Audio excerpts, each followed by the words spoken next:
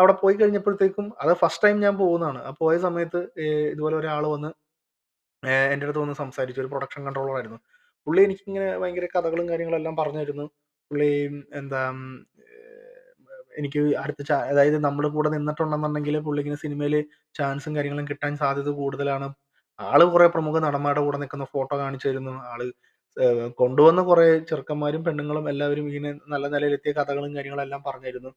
ഒക്കെ പറഞ്ഞപ്പോഴത്തേക്കും ഒരു ആദ്യമായിട്ടൊരു കാറ്ററിങ്ങിന് വന്ന ഒരാളോട് ഇത്രയൊക്കെ പറയേണ്ട കാര്യം എന്താന്നുള്ളത് നമ്മൾ ചിന്തിക്കുമല്ലോ. അപ്പൊ തന്നെ എനിക്ക് കാര്യം മനസ്സിലായി.